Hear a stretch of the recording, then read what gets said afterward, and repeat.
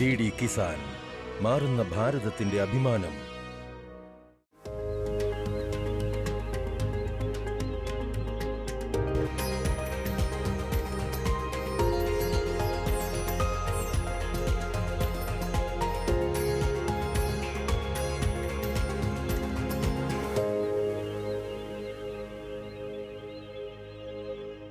നമസ്കാരം. നിങ്ങളിപ്പോൾ കണ്ടു തുടങ്ങിയിരിക്കുന്നു DD കിസാനും കൃഷി മന്ത്രാലയവും സംയുക്തമായി അവതരിപ്പിക്കുന്ന കൃഷി ചൗപാൽ. നിങ്ങളോടൊപ്പം ഞാനും ഘനശ്യാം ഉപാധ്യായ.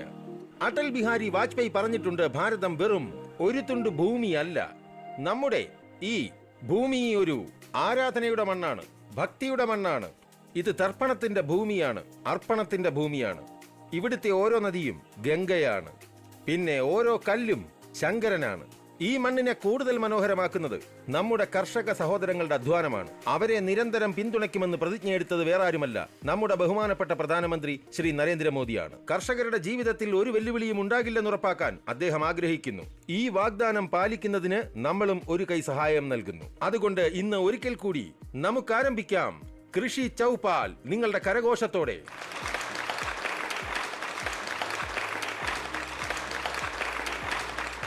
അപ്പോൾ ഇന്ന് നമ്മുടെ കൃഷി ചൗപാലിന്റെ കാരവാൻ എത്തിയിരിക്കുന്നത് മീററ്റിലാണ്. അതെ, Indian institute of farming systems റിസർച്ചിൽ. ഈ മീററ്റിനായി ഒരു വലിയ കരഘോഷത്തോടെ നമുക്ക് ആരംഭിക്കാം ഈ പരിപാടി. പിന്നെ ഇന്ന് കൃഷി ചൗപാലിൽ നമ്മൾ സംസാരിക്കുന്നത് കാർഷിക സമ്പ്രദായങ്ങളെക്കുറിച്ച്, വിളകളുടെ പരിപാലനത്തെക്കുറിച്ച്, പിന്നെ ഉരുളക്കിഴങ്ങ്, ഗോതമ്പ്, കടുക്, കടലയുടെയും കാര്യങ്ങൾ നിങ്ങളുടേത്, ചോദ്യം നിങ്ങളുടേത്, അതിനുത്തരം നമ്മുടെ വിദഗ്ധർ നൽകും. ഇവയെല്ലാം സംസാരിക്കും. പക്ഷെ അതിനു മുമ്പായി ഞങ്ങളൊരു റിപ്പോർട്ട് നിങ്ങൾക്കായി തയ്യാറാക്കിയിട്ടുണ്ട്. ഈ റിപ്പോർട്ട് നിങ്ങൾ കാണുക എന്നത് വളരെ അത്യാവശ്യമാണ്. ആദ്യം റിപ്പോർട്ടിന് ശേഷം നമ്മുടെ ഈ പ്രത്യേക പരിപാടിയുടെ ആരംഭം നമുക്കിവിടെ കുറിക്കാം.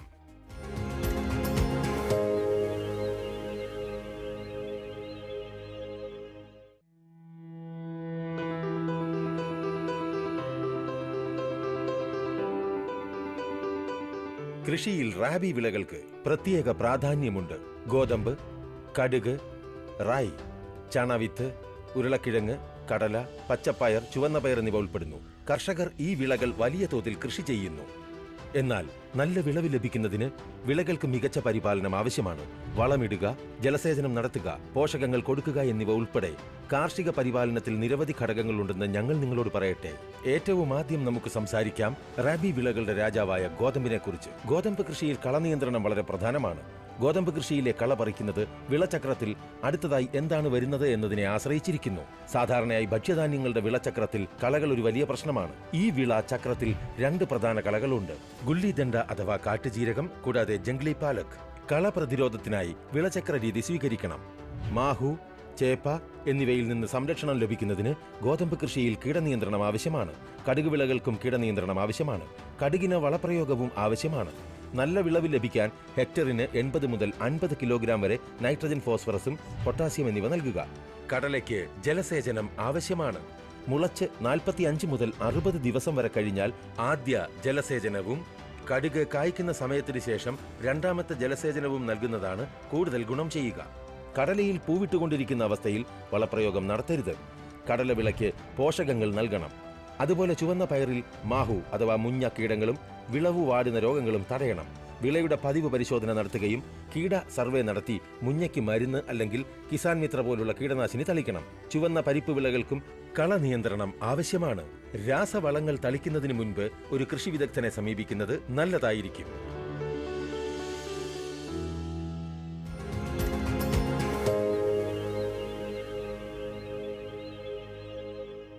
അപ്പോൾ ഈ റിപ്പോർട്ടിലൂടെ ഇന്ന് നിങ്ങൾക്ക് വളരെയധികം കാര്യങ്ങൾ മനസ്സിലായിട്ടുണ്ടാകും. പക്ഷെ നിങ്ങളുടെ മനസ്സിൽ ചില സംശയങ്ങൾ ഉണ്ടായിരിക്കുമെന്ന് എനിക്കറിയാം. ആ ചോദ്യങ്ങൾക്കുള്ള ഉത്തരം ഇന്ന് ഇവിടെ ആദ്യ സെഷനിലൂടെ തിരയാനുള്ള ശ്രമം നടത്തും. നിങ്ങൾ ഈ കൃഷി ചൗപാലിൽ മൊത്തം സമയവും ഉണ്ടാകും. എപ്പോഴും എന്റെ ഉള്ളിൽ ഈ വിശ്വാസം ഉണ്ട്. അപ്പോൾ ഫസ്റ്റ് സെഷനിൽ ആരൊക്കെയാണ് എന്നോടൊപ്പം ചേരുന്നത് അവരെ ഞാൻ പരിചയപ്പെടുത്താം. എന്നോടൊപ്പം ചേരുന്നു doctor Sunil Kumar, director, Indian institute of farming system research, മോദിപുരം.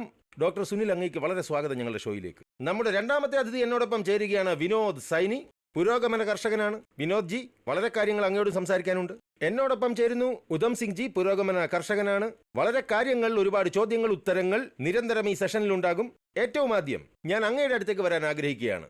Sir, നിലവിലുള്ള സമയത്ത് നമ്മൾ കൃഷിയെക്കുറിച്ച് മനസ്സിലാക്കാൻ ശ്രമിക്കുമ്പോൾ എന്തൊക്കെ പ്രധാന ബുദ്ധിമുട്ടുകളാണ് അങ്ങേക്ക് തോന്നുന്നത് എല്ലാ കർഷകരും ഈ സമയം അനുഭവിക്കുന്നത്? ഇന്ത്യൻ പ്രദേശത്തെ കൃഷിയെക്കുറിച്ച് സംസാരിക്കുമ്പോൾ നാമമാത്ര കർഷകരുടെ ശതമാനം ഏകദേശം 87% നമുക്ക് കാണാൻ കഴിയും. അവരുടെ കൃഷിഭൂമി 1 ഹെക്ടറിൽ താഴെയാണ്. ഇതിനർത്ഥം നമ്മുടെ വിളവ് തുടർച്ചയായി കുറയുന്നു എന്നാണ്. കൃഷിഭൂമിയുടെ അഭാവം മൂലമാണ് ഇത് സംഭവിക്കുന്നത്.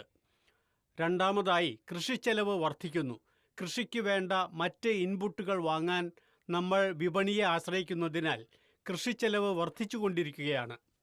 ഒരേ തരത്തിലുള്ള വിളകൾ കൃഷി ചെയ്യുന്നതിലൂടെയും ഒരേ തരത്തിലുള്ള വിളകൾ കൃഷി ചെയ്യാതിരിക്കുന്നതിലൂടെയും പ്രത്യേകിച്ച് മണ്ണിൻ്റെ ആരോഗ്യത്തിൽ പ്രശ്നങ്ങൾ നേരിടുന്നതായി നമുക്ക് കാണാൻ കഴിയും. മുമ്പ് നൈട്രജൻ്റെയും ഫോസ്ഫറസിൻ്റെയും അഭാവം നമ്മൾ കണ്ടിരുന്നു. എന്നാൽ ഇപ്പോൾ സിങ്ക്, ഇരുമ്പ്, മാംഗനീസ്, ബോറോൺ തുടങ്ങിയ ധാതുക്കളുടെ കുറവും നമ്മൾ കാണുന്നു. ഇതിനർത്ഥം നമ്മുടെ മണ്ണിൻ്റെ ആരോഗ്യം വഷളാകുന്നു എന്നാണ്. ജലക്ഷാമവും ഉണ്ട്. ജലക്ഷാമം മാത്രമല്ല, ജലത്തിൻ്റെ ഗുണനിലവാരവും കുറവാണ്. അത് വെള്ളമായാലും ഭൂഗർഭജലമായാലും മലിനീകരണത്തിൻ്റെ തോത് വർദ്ധിച്ചുകൊണ്ടിരിക്കുകയാണ്.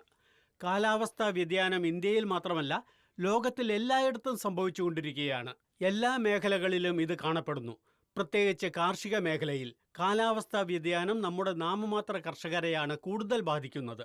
വെള്ളപ്പൊക്കം, ക്ഷാമം, ചുഴലിക്കാറ്റുകൾ തുടങ്ങിയ ദുരന്തങ്ങളാകട്ടെ, താപനിലയിലെ വർധനവാകട്ടെ, അവയെല്ലാം നമ്മുടെ വിളവിനെയും കൃഷിയെയും പ്രതികൂലമായി ബാധിക്കുന്നു. ശരി, പക്ഷേ ഡോക്ടർ സുനിൽ, നിങ്ങൾ പ്രകൃതിദത്ത കൃഷിരീതിയെക്കുറിച്ച് പറയുകയും മറ്റ് കൃഷിരീതികൾ നിർദ്ദേശിക്കുകയും ചെയ്യുമ്പോൾ അപ്പോൾ കർഷകർ ഇങ്ങനെ ആഗ്രഹിക്കില്ലേ, ഞാൻ ഏത് സ്ട്രാറ്റജി പിന്തുടരണം എനിക്കും പ്രയോജനകരമാകുന്നെന്ന്, അല്ലേ? എന്നാൽ ഇത്തരം ഓപ്ഷനുകൾ കർഷകന് തന്റെ കുടുംബം നടത്തിക്കൊണ്ടു പോകാൻ പര്യാപ്തമാണോ? പ്രകൃതിദത്ത കൃഷിയും ജൈവ കൃഷിയും ചെയ്യാൻ കഴിയുന്ന ഒരു സന്തുലിത കൃഷിയെക്കുറിച്ചാണ് ഞാൻ സംസാരിക്കുന്നത്. എന്നാൽ അതിനു പുറമെ ഒരു സംയോജിത വിള പരിപാലന സംവിധാനവും ഉണ്ട്. ഞങ്ങളുടെ സ്ഥാപനം ഈ സംവിധാനത്തിന് പേരുകേട്ടതാണ്. സംയോജിത വിള പരിപാലന സംവിധാനത്തിലൂടെ കർഷകരുടെ വരുമാനം എങ്ങനെ വർദ്ധിപ്പിക്കാമെന്നതാണ് ഈ സ്ഥാപനത്തിന്റെ പ്രധാന ലക്ഷ്യം. അവരുടെ കൃഷിയിടങ്ങളുടെയും കന്നുകാലികളുടെയും മറ്റ് ബാഹ്യ കൂട്ടിച്ചേർക്കലുകളുടെയും ഉൽപാദനക്ഷമത ഏകീകൃതവും ഏകോപിതവുമായ രീതിയിൽ എങ്ങനെ വർദ്ധിപ്പിക്കാമെന്നതിന് പ്രത്യേക ശ്രദ്ധ നൽകുന്നു. ശരി സാർ, ഈ സംയോജിതവും സമീകൃതവും 2 കാര്യങ്ങളും അങ്ങിൽ നിന്ന് മനസ്സിലാക്കും. വിനോദ്ജി, ഞാൻ അങ്ങയിലേക്ക് വരാം. വിനോദ്ജി, എന്ത് തോന്നുന്നു?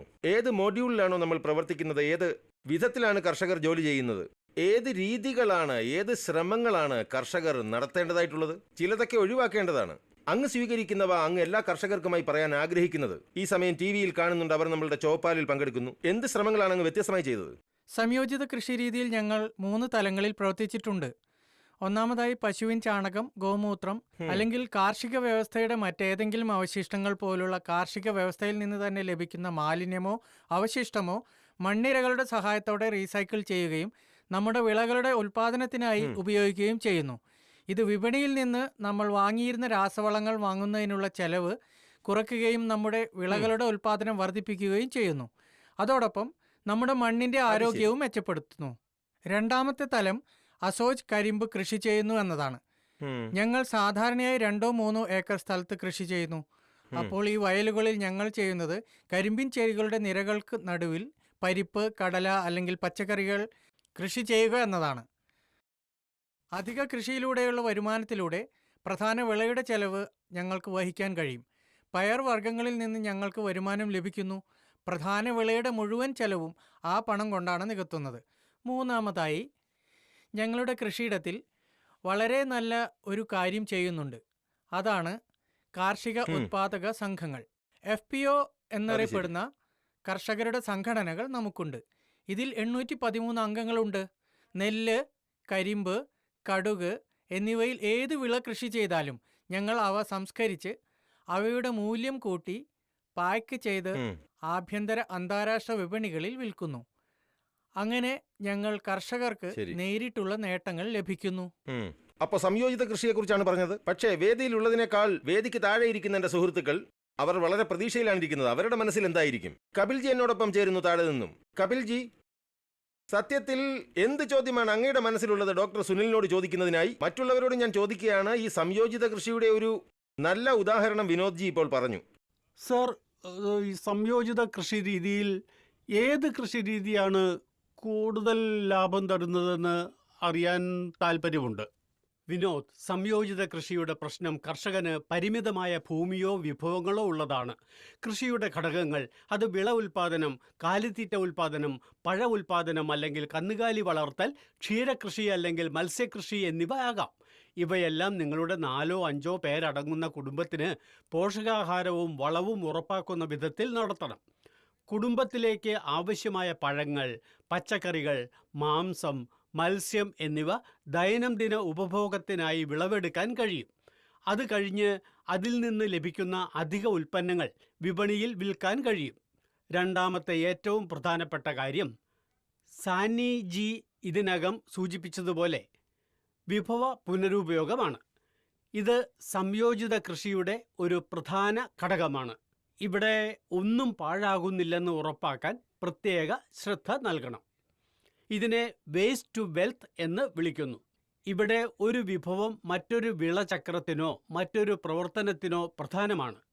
അത് പശുവിൻ്റെ ചാണകമോ മൂത്രമോ വിള അവശിഷ്ടമോ ആകട്ടെ, അവ കമ്പോസ്റ്റ് ചെയ്തുകൊണ്ട് നമുക്ക് മണ്ണിര കമ്പോസ്റ്റ് ഉണ്ടാക്കാം. ഇത് ചെലവ് കുറയ്ക്കുന്നു. കാരണം ചെലവ് കുറയുമ്പോൾ നിങ്ങളുടെ കുടുംബത്തിനായി നിങ്ങളുടെ മൊത്തത്തിലുള്ള വരുമാനം വർദ്ധിക്കുന്നു. നിങ്ങളുടെ കുട്ടികൾക്ക് പോഷകസമൃദ്ധമായ ഭക്ഷണം ലഭിക്കുന്നു. അതോടൊപ്പം മണ്ണിൻ്റെ ആരോഗ്യവും കേടുകൂടാതെ ഇരിക്കും. ശരി, ഉദ്ധംജിയും നമ്മോടൊപ്പം ഉണ്ട് ഇവിടെ. ഉദ്ധംജി, സത്യത്തിൽ ഈ സംയോജിത കൃഷിയെക്കുറിച്ചാണ് നമ്മൾ പറയുന്നത്. പക്ഷേ ഇതിൻ്റെ ഒരു പ്രധാന ഘടകം ഇപ്പോൾ പ്രതിപാദിച്ചു, മത്സ്യകൃഷി. മത്സ്യകൃഷിയിലൂടെ അങ്ങ് എങ്ങനെയാണ് അങ്ങയുടെ വരുമാനം വർദ്ധിപ്പിച്ചത്? നമ്മുടെ പ്രേക്ഷകരോട് കൂടി പറഞ്ഞാട്ടെ. 15-16 ഏക്കർ സ്ഥലമുള്ളതിൽ പകുതിയിലും ഞങ്ങൾ കുളം നിർമ്മിച്ചു.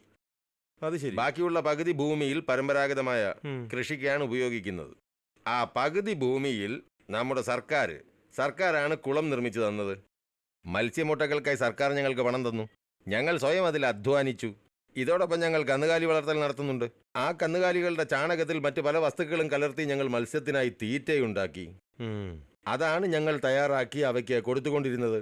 അപ്പോൾ ഇത്തരത്തിൽ മത്സ്യകൃഷിക്ക് ഒരു രീതി തന്നെ ഉണ്ടായി. അപ്പോൾ അതിൽ ഞങ്ങൾക്ക് കാണാൻ കഴിഞ്ഞത് കരിമ്പിനേക്കാളും പിന്നെ ഈ നെൽകൃഷിയേക്കാളും എനിക്കതിനേക്കാൾ 4 ഇരട്ടി വരുമാനമാണ് കാണുന്നത്. ദിവസം മുഴുവൻ അധ്വാനിക്കേണ്ടതില്ല. 2 നേരം ജോലി ചെയ്താൽ മതി. രാവിലെ വെള്ളം അടിക്കണ 1 മണിക്കൂർ, ഇലക്ട്രിക് ബോർവെല്ലുണ്ട്. വൈകുന്നേരം 4-5 ചാക്ക് അതിൽ തീറ്റയിട്ട് കൊടുക്കണം. പിന്നെ വന്നിട്ടുള്ള ഉദ്യോഗസ്ഥരെല്ലാം തന്നെ ഈ സാറുമാർ ഒത്തിരി സഹായം ചെയ്തു. അത് ശരി. സമയാസമയത്ത് സഹായവും നൽകി ഇദ്ദേഹം. പിന്നെ 7:15, ഞാൻ പറഞ്ഞതിനർത്ഥം അതിനെ പരിപാലിച്ച് വലിയ സാറും രൂപം ശരിയാണെങ്കിൽ ഒരു 2 പ്രാവശ്യം അവിടെ പോയിട്ടുണ്ടാകും ഞങ്ങളുടെ അവിടെ. ശരി, വളരെ രസകരമായ കാര്യങ്ങൾ നമ്മൾ സംസാരിക്കും ഇന്ന്. നിങ്ങൾ ഞങ്ങളോടൊപ്പം തുടരണം. ഒരു പ്രേക്ഷകനും നമ്മോടൊപ്പം ചേരുന്നു. വിപിൻ കുമാർ മുബാരക്പൂരിൽ നിന്ന് നമ്മോടൊപ്പം വന്നിരിക്കുകയാണ്. നമ്മുടെ ഡയറക്ടർ സാറിനോട് ഒരു ചോദ്യം ചോദിക്കട്ടെ. ശാസ്ത്രീയമായ രീതിയിൽ സംയോജിത കൃഷി എങ്ങനെ ചെയ്യാൻ കഴിയും? ഡോക്ടർ, വളരെ നല്ല ചോദ്യം. മോദിപുരത്ത് മാത്രമല്ല, രാജ്യത്തുടനീളം ഇത്തരം നിരവധി സ്ഥാപനങ്ങൾ ഉണ്ടെന്ന് ഞാൻ നിങ്ങളോട് പറയാൻ ആഗ്രഹിക്കുന്നു. ഞങ്ങളുടെ 94 കേന്ദ്രങ്ങളിലൂടെയും കാർഷിക സർവകലാശാലകളിലൂടെയും ഇന്ത്യൻ കാർഷിക സ്ഥാപനങ്ങളിലൂടെയും ഞങ്ങൾ 74 പ്രോട്ടോടൈപ്പ് കാർഷിക മാതൃകകൾ വികസിപ്പിച്ചെടുത്തിട്ടുണ്ട്. അത് സംഗ്രഹിച്ച് നമ്മുടെ പ്രധാനമന്ത്രിയുടെ അഭിപ്രായത്തിൽ കർഷകരുടെ വരുമാനം ഇരട്ടിയാക്കണമെന്ന് ഞങ്ങൾ ആഗ്രഹിക്കുന്നു. ഇരട്ടിയാക്കുക മാത്രമല്ല, ഞങ്ങളുടെ പ്രോട്ടോടൈപ്പ് മോഡലുകളുടെ സഹായത്തോടെ വിളവ് 4-5 മടങ്ങ് വർദ്ധിപ്പിക്കുകയും വേണം. മറ്റൊരു പ്രധാന കാര്യം, രാസവളങ്ങളുടെ ഉപഭോഗം 35 മുതൽ 50% വരെ കുറഞ്ഞു എന്നതാണ്. മണ്ണിൻ്റെ ആരോഗ്യം മെച്ചപ്പെട്ടു. കരിമ്പധിഷ്ഠിത കൃഷിയെ എങ്ങനെ വൈവിധ്യവൽക്കരിക്കാം, അതിനെ എങ്ങനെ ഒരു സംയോജിത കാർഷിക സംവിധാനമാക്കി മാറ്റാം എന്നതാണ് ചോദ്യം. ഇതിന് നിരവധി വിജയകരമായ ഉദാഹരണങ്ങളുണ്ട്. കരിമ്പധിഷ്ഠിത മേഖലകളിൽ ഞങ്ങൾ പഴങ്ങൾ, പച്ചക്കറികൾ, മത്സ്യ ഉൽപാദന മേഖലകൾ എന്നിവ സംയോജിപ്പിച്ചിട്ടുണ്ട്. നിങ്ങളുടെ കരിമ്പ് കൃഷിസ്ഥലം എടുക്കുകയാണെങ്കിൽ, ഉദാഹരണത്തിന് 1 ഹെക്ടർ കരിമ്പ് കൃഷിസ്ഥലത്ത് വിളചക്രത്തിന് കീഴിൽ 50% ഭൂമിയിൽ നിങ്ങൾക്ക് കരിമ്പ് വളർത്താം. അതിൻ്റെ ഇടയിലുള്ള സ്ഥലത്ത് പഴങ്ങളും പച്ചക്കറികളും വളർത്താം. നിങ്ങൾക്ക് മൃഗങ്ങളുണ്ടെങ്കിൽ ഭൂമിയുടെ 10% സ്ഥലത്ത് കന്നുകാലികൾക്കുള്ള പുല്ല് നടാം. വർഷം മുഴുവൻ കന്നുകാലികൾക്ക് കൊടുക്കാൻ പുല്ല് വളർത്തുന്നത് വളരെ പ്രധാനമാണ്. കാരണം ഇത് മൃഗങ്ങളുടെ ആരോഗ്യത്തിന് നല്ലതാണ്.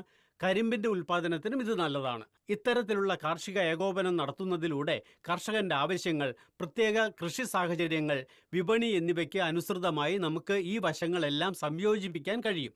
ഈ മാതൃക ഇപ്പോൾ ലഭ്യമാണ്. സംസ്ഥാന സർക്കാരിൻ്റെയും കേന്ദ്ര സർക്കാരിൻ്റെയും സഹായത്തോടെ കർഷകർ മുന്നോട്ട് വന്ന് ഈ രീതികൾ സ്വീകരിക്കേണ്ടതാണ്. 3 ചെറിയ ടിപ്പുകൾ വളരെ പെട്ടെന്ന് പറയാൻ കഴിയാഞ്ഞത്. വെറും 30 സെക്കൻഡിൽ സർ. ഒന്നാമതായി സംയോജിത കാർഷിക സംവിധാനം നടപ്പിലാക്കുന്നതിലൂടെ കർഷകരുടെ എണ്ണം ഇരട്ടിയാകും. രണ്ടാമതായി അവരുടെ കാർഷിക ഉൽപാദന ചെലവ് കുറയും. മൂന്നാമതായി വർഷം മുഴുവനും അവർക്ക് ഭക്ഷണം ലഭിക്കുകയും ചെയ്യും. കാലാവസ്ഥാ വ്യതിയാനത്തിന്റെ അപകട സാധ്യതയിൽ നിന്ന് അവരെ രക്ഷിക്കുകയും ചെയ്യേണ്ടത് വളരെ പ്രധാനമാണ്. വളരെ നന്ദി വിലപ്പെട്ട സമയം ചെലവഴിച്ച് ചർച്ചയിൽ പങ്കെടുത്തതിന്. ഇന്ന് നമ്മുടെ കൃഷി ചൗപ്പാലിന്റെ മീറ്റിംഗ് എത്തിച്ചേർന്നിരിക്കുന്നത് മീററ്റിലാണ്. Indian institute of farming system and research, Modipuram, മീററ്റിൽ. എന്നോടൊപ്പം ആരാണ് ചേരുന്നത് ഈ ഘട്ടത്തിലെന്ന് ഞാൻ നിങ്ങളെ പരിചയപ്പെടുത്താം. എന്നോടൊപ്പം ചേരുന്നു ഡോക്ടർ രഘുവീർ സിംഗ്, ശാസ്ത്രജ്ഞനാണ്, കാർഷിക ശാസ്ത്രജ്ഞൻ, IISSSRൽ നിന്നും. സാർ, അങ്ങേക്ക് സ്വാഗതം. എന്നോടൊപ്പം ചേരുന്നു ഡോക്ടർ കമലേഷ് കുമാർ, ശാസ്ത്രജ്ഞനാണ്, കാർഷിക ശാസ്ത്രജ്ഞൻ, IIFSRൽ നിന്നും. പിന്നെ എന്നോടൊപ്പം ചേരുന്നു ഡോക്ടർ MA അൻസാരി, മുതിർന്ന ശാസ്ത്രജ്ഞനാണ്. സാർ, അങ്ങേക്കും സ്വാഗതം. ഏറ്റവും ആദ്യം ഡോക്ടർ രഘുവീർ, അങ്ങയോട് ചോദിക്കാൻ ആഗ്രഹിക്കുകയാണ്. സാർ, ഇടവേളയ്ക്ക് മുമ്പ് ഞങ്ങൾ കരിമ്പ് കൃഷിയെക്കുറിച്ച് സംസാരിച്ചു, കരിമ്പിനെയും അതിന്റെ മധുരത്തെയും. കരിമ്പിന്റെ മധുരം കുറഞ്ഞു വരികയാണ്. പഴയ മധുരം എങ്ങനെ കൈവരിക്കാനാകും? കരിമ്പിൽ എങ്ങനെയാണ് മധുരം നിലനിർത്തുക?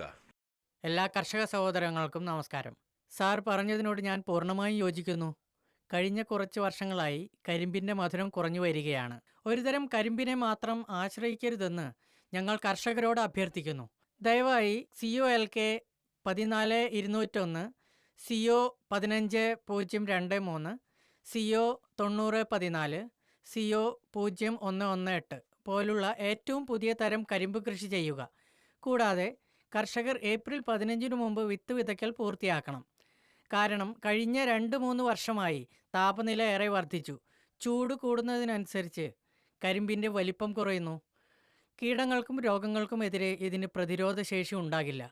ഡിസംബർ 20 ശേഷം ഗോതമ്പിന് പകരം ബാർലി, ഉലുവ, ഉള്ളി എന്നിവ കൃഷി ചെയ്യാൻ ഞങ്ങൾ കർഷകരോട് അഭ്യർത്ഥിക്കുന്നു. കരിമ്പ് നടിയിൽ വൈകാതിരിക്കാൻ ഇത് ആവശ്യമാണ്. കൂടാതെ കർഷകർ രാത്രി മുഴുവൻ ലായനിയിൽ മുക്കി വിത്തുകൾ വിതയ്ക്കണം. മരുന്ന് തളിക്കുമ്പോൾ ചെടികളിലേക്ക് കൃത്യമായി ആഗിരണം ചെയ്യപ്പെടുന്നില്ല.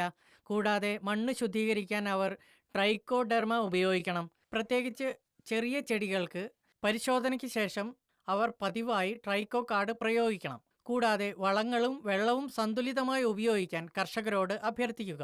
ഇതെല്ലാം അവർ വ്യവസ്ഥാപിതമായി ചെയ്താൽ കരിമ്പിന്റെ മധുരം കേടുകൂടാതെയിരിക്കും. ഡോക്ടർ കമലേഷ് എന്നോടൊപ്പം ഉണ്ട്. ഡോക്ടർ കമലേഷ്, സാർ ഇപ്പോൾ ബാർലിയെ കുറിച്ച് പറഞ്ഞല്ലോ. സാർ, നിങ്ങളുടെ അഭിപ്രായത്തിൽ ഏത് മേഖലയിലാണ് ബാർലി കാര്യക്ഷമമായി കൃഷി ചെയ്യാൻ കഴിയുന്നത്? വിവരങ്ങളുടെ അഭാവം മൂലം എവിടെയാണ് നമ്മൾ പിന്നോട്ട് പോകുന്നത്? നോക്കൂ, മഴക്കാലത്ത് കർഷകർ സാധാരണയായി ഗോതമ്പ് വളർത്താറുണ്ട്.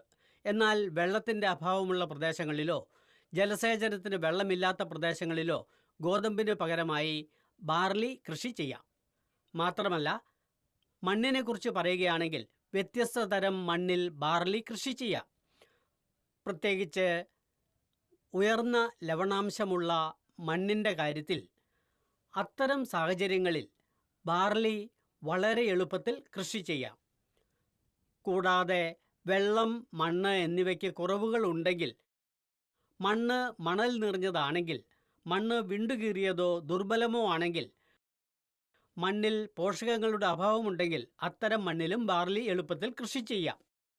കൂടാതെ രാജസ്ഥാൻ, ഗുജറാത്ത് തുടങ്ങിയ ലവണാംശം കൂടുതലുള്ള പ്രദേശങ്ങളെക്കുറിച്ചും ഉയർന്ന ലവണാംശമുള്ള തീരദേശ പ്രദേശങ്ങളിലും ബാർലി കൃഷി വളരെ എളുപ്പത്തിൽ നടത്താവുന്നതാണ്. ഇനി വേദിയിൽ നിന്ന് പ്രേക്ഷകരുടെ ഇടയിലേക്ക് ചെല്ലാം. നമ്മോടൊപ്പം ചേരുന്നു മഹിപാൽ സിംഗ് ജി. മഹിപാൽ സിംഗ് ജി, സ്വാഗതം താങ്കൾക്ക് കൃഷി ചൗപ്പാലിലേക്ക്. എന്ത് ചോദ്യമാണ് ചോദിക്കാനുള്ളത് എക്സ്പെർട്സിനോട്? കരിമ്പ് വിളവെടുപ്പിന് ശേഷം ഇലകളും അവശിഷ്ടങ്ങളും നമ്മൾ എന്ത് ചെയ്യണം?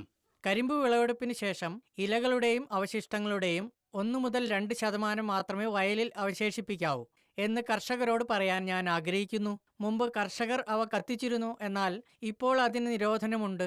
അതിനാൽ കർഷകർക്കുള്ള ഞങ്ങളുടെ നിർദ്ദേശം ഒരു പുസ ഡീകമ്പോസർ വാങ്ങണമെന്നതാണ്. ഇത് പൗഡർ രൂപത്തിലാണ് ലഭിക്കുന്നത്.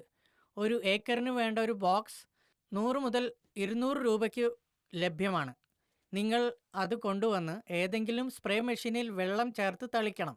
വയലിൽ ആവശ്യത്തിന് ഈർപ്പമുണ്ടായിരിക്കണം. വയലിൽ ജൈവവസ്തുക്കളുടെ കുറവുണ്ടെങ്കിൽ, അല്ലെങ്കിൽ മണൽ നിറഞ്ഞ മണ്ണാണെങ്കിൽ അതിൽ 8 മുതൽ 10 കിലോഗ്രാം യൂറിയ ചേർക്കാവുന്നതാണ്. അങ്ങനെ അഴുകൽ പ്രക്രിയ ദ്രുതഗതിയിലാക്കാം. കർഷകർക്ക് താല്പര്യമുണ്ടെങ്കിൽ ധാരാളം സ്ഥലമുള്ളിടത്ത് അവർക്ക് ഇലകൾ ട്രെഞ്ച് രീതിയിൽ അടുക്കാം. അവർക്ക് ഇതൊരു മൽച്ചായി ഉപയോഗിക്കാം. ജൈവ കർഷകർക്ക് അവശിഷ്ടങ്ങളിൽ നിന്ന് അല്ലെങ്കിൽ നമ്മുടെ പൂർവികർ ഉപയോഗിച്ചിരുന്ന പഴയ രീതി അവർക്ക് സ്വീകരിക്കാം. തൊഴുത്തിൽ പശു കിടക്കുന്ന സ്ഥലത്ത് ഇലകളും മറ്റും കൊണ്ടിടുന്ന രീതിയാണിത്. കർഷകർ ഈ രീതികളെല്ലാം സ്വീകരിച്ചാൽ ഇലകളിലെ പോഷകങ്ങൾ വയലിൽ തന്നെ പുനരുപയോഗം ചെയ്യാൻ കഴിയും. അതുവഴി നമുക്ക് ഇതിൽ നിന്ന് പ്രയോജനം നേടാം. ശരി, വികാസ് ജിയും നമ്മോടൊപ്പം ചേരുന്നു. വികാസ് ജി, അങ്ങേക്ക് സ്വാഗതം. താങ്കളുടെ ചോദ്യം ചോദിക്കൂ. കരിമ്പ് കൃഷി ചെയ്യുമ്പോൾ പുല്ലിന്റെ വളർച്ച എങ്ങനെ മെച്ചപ്പെടുത്താം? കർഷകരോട് ഞാൻ പറയട്ടെ, കരിമ്പ് കൃഷിയെക്കുറിച്ചുള്ള ലഘുലേഖകളിൽ പുല്ല് ഉപേക്ഷിക്കരുതെന്ന് എഴുതിയിട്ടുണ്ട്. ഇലകൾ ഉപേക്ഷിക്കരുതെന്ന് മില്ലിൽ നിന്ന് ഞങ്ങളോട് പറയുന്നു. കാരണം കരിമ്പ് വിളവെടുത്ത് ഇലകളില്ലാതെ മില്ലിലേക്ക് കൊണ്ടുപോകുമ്പോൾ സുക്രോസിൻ്റെ അളവ് 5 മുതൽ 8% കുറയുന്നു. അതിനാൽ നമ്മുടെ വയലുകളിൽ പഴയ വിളകൾക്കും പുതിയ വിളകൾക്കും ഇടയിലൊരു സംഘർഷവും ഉണ്ടാകാതിരിക്കാൻ നാം ശ്രമിക്കണം.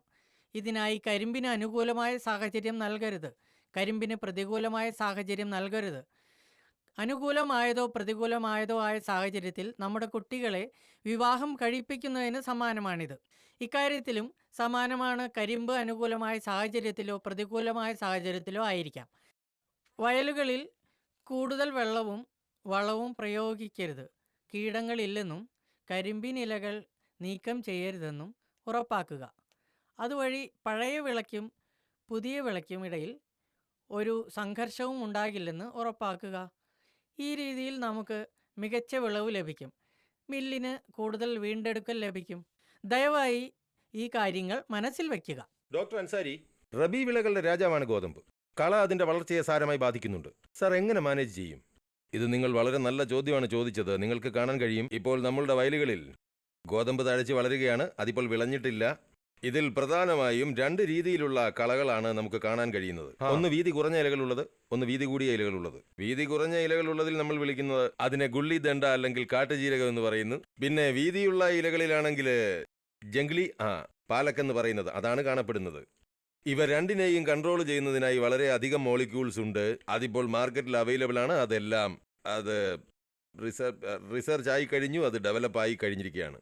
അതായത് നമ്മുടെ ക്ലോഡിനോഫോപ്പ്, ഇത് നമ്മൾ 400 ml ഏക്കർ ഒന്നിന് 250 ലിറ്റർ വെള്ളത്തിൽ കലക്കി 30-35 ദിവസം കഴിഞ്ഞാൽ നമ്മൾ തളിക്കും. അപ്പോൾ അങ്ങനെ നമുക്ക് ഈ കളകളെയൊക്കെ നിയന്ത്രിക്കാൻ കഴിയുന്നതാണ്. പിന്നെ ഇത് കൂടാതെ വേറെയും ധാരാളം മോളിക്യൂൾസ് ഉണ്ട്. നിങ്ങൾ ഒതന്റിക് മാർക്കറ്റ് അല്ലെങ്കിൽ ഈ ഡീലർമാരിൽ നിന്ന് വാങ്ങാൻ കഴിയും. ഉദാഹരണത്തിന് സൾഫോസൾഫ്യൂറാനുണ്ട്, ഫിനോക്സിഡിനുണ്ട്, ഐസോ മെസോ എന്നിവയുടെ സംയോജനമുണ്ട്. ഇവയെല്ലാം ഈ കളനാശിനികളാണ്. ഇവയെല്ലാം നമുക്ക് ഉപയോഗിക്കാവുന്നതാണ്. നമ്മോടൊപ്പം സുനിൽ കുമാർ ചേരുന്നു. സുനിൽ ജി, സ്വാഗതം കൃഷി ചൗപ്പാലിലേക്ക്. ചോദിക്കൂ, എന്താണ് ചോദിക്കാനുള്ളത്? സർ, എൻ്റെ ചോദ്യം ഇതാണ്. ഗോതമ്പ് കൃഷി ചെയ്യുമ്പോൾ ഇലകൾ മഞ്ഞ നിറത്തിലാകുന്നത് ഏറെ ബുദ്ധിമുട്ടുണ്ടാക്കുന്നു. അപ്പോൾ ഗോതമ്പ് ചെടിയുടെ വലിപ്പവും കുറയുന്നു. എന്താണ് ഇതിന് പിന്നിലെ കാരണം? സർ, ഇത് എങ്ങനെയാണ് തടയാനാകുക? സുനിൽ ജി വളരെ നല്ല ചോദ്യമാണ് ചോദിച്ചത്. നിങ്ങൾ ഇത് കണ്ടു കാണുമല്ലോ. എത്ര ഗോതമ്പിന്റെ കൃഷിയുണ്ടോ അവിടെയെല്ലാം പലയിടത്തും ഈ പാച്ചസ് പോലെ വരുന്നുണ്ട്. വളരെയധികം സ്ഥലങ്ങളിൽ ഇലകൾ അല്ലെങ്കിൽ ചെടികൾ മഞ്ഞ നിറമാകാറുണ്ട്. ഇത് 3-4 പ്രധാന കാരണങ്ങൾ കൊണ്ടാണ്. ആദ്യത്തേതാണെങ്കിൽ ഈ നൈട്രജന്റെ ഡെഫിഷ്യൻസി കൊണ്ടുണ്ടാകും. പിന്നെ ഗോതമ്പിന്റെ ഈ ചെടിയുടെ താഴത്തെ ഭാഗം ആ ഇലകളിൽ മഞ്ഞ നിറം കാണാൻ തുടങ്ങിയാൽ മനസ്സിലാക്കിക്കോളൂ, നൈട്രജന്റെ കുറവാണെന്ന്. അതുകൊണ്ടാണ് മഞ്ഞ നിറം. അപ്പോൾ ഇതിനായി നിങ്ങൾ ഒരു 50% യൂറിയ നമുക്ക് ഈ ചെടികളുടെ മുകളിൽ തളിക്കാവുന്നതാണ്. അതിലൂടെ നിവാരണമാകും. രണ്ടാമത്തെ പ്രധാന കാരണമാണ് ഇരുമ്പ്, മാംഗനീസ് പോലുള്ള മൂലകങ്ങളുടെ കുറവ് കൊണ്ടുണ്ടാകും. ഇവിടെ ചെടികളുടെ താഴത്തെ ഇലകൾ മാത്രമല്ല മുകളിലെ ഇലകളും മഞ്ഞ നിറമാക്കാൻ തുടങ്ങും. ഈ സാഹചര്യത്തിൽ നിങ്ങൾക്ക് ഫെറസ് സൾഫേറ്റ്, മാംഗനീസ് സൾഫേറ്റ് ഇതിന്റെ 0.5% സ്പ്രേ നിങ്ങൾക്ക് ചെയ്യാവുന്നതാണ്. അതിലൂടെ ഇതിന് പരിഹാരമാകുന്നതാണ്. മൂന്നാമത്തെ കാരണമാണ് പലപ്പോഴും ചിതലുകൾ ഉള്ളത്. അത് ഗോതമ്പിന്റെ റൂട്ടിൽ അല്ലെങ്കിൽ വേരുകളിൽ അവിടെ ചിതലുകൾ ഉണ്ടാവും. അഥവാ ഇവിടെ നിങ്ങൾ നോക്കുകയാണെങ്കിൽ മീററ്റ് അല്ലെങ്കിൽ വെസ്റ്റേൺ യുപിയിൽ ഈ ചിതലിന്റെ പ്രശ്നമുണ്ട്. അപ്പോൾ ചിതലുകൾ വരുന്ന കാരണം കൊണ്ടും ഗോതമ്പിന്റെ ഇലകൾ മഞ്ഞ നിറമാകാൻ തുടങ്ങുന്നതാണ്. ഈ കേസിൽ നമ്മൾ എന്താണ് ചെയ്യേണ്ടത്? ക്ലോറിപൈറിഫോസ് ഉണ്ട്, 1 മുതൽ 2 ml. നോക്കണം ഇതിൽ എത്ര സിവിയാരിറ്റി ഉണ്ടെന്ന്. കാഠിന്യത്തെ അടിസ്ഥാനമാക്കി നമ്മൾ 1 മുതൽ 2 ml നിങ്ങൾ ക്ലോറോപൈറിഫോസ് സ്പ്രേ ചെയ്ത് കഴിഞ്ഞാൽ ഇതിന് പരിഹാരം കാണാവുന്നതാണ്. നാലാമത്തേത് മറ്റൊരു പ്രധാനപ്പെട്ട കാരണമാണ് ഗോതമ്പിന്റെ ഇലകൾ മഞ്ഞ നിറമാകുന്നതിന് കാരണം. പലപ്പോഴും നിങ്ങൾ കണ്ടു കാണും, പലപ്പോഴും നമ്മൾ എക്സസ്, അതായത് അധിക വെള്ളം നൽകുന്നുണ്ട്. അപ്പോൾ വെള്ളം കെട്ടിക്കിടന്നാൽ ആ കാരണം കൊണ്ടും ഗോതമ്പിന്റെ ഇലകൾ മഞ്ഞ നിറമാകും. ഇതിനെല്ലാം പുറമെ ഞാൻ നിങ്ങൾക്ക് നിർദ്ദേശം നൽകാൻ ആഗ്രഹിക്കുന്നത് എന്തെന്നാൽ നിങ്ങൾ ഏതൊരു കാര്യം സ്വീകരിക്കുന്നതിന് മുൻപും ഒരു തവണ മണ്ണ് പരിശോധിക്കുന്നതാണ് നല്ലത്. കാരണം അതിലൂടെ ക്ലിയറായി തീരും എന്ത് കാരണം കൊണ്ടാണ് ഈ ഇലകൾ മഞ്ഞയാകുന്നതെന്ന്.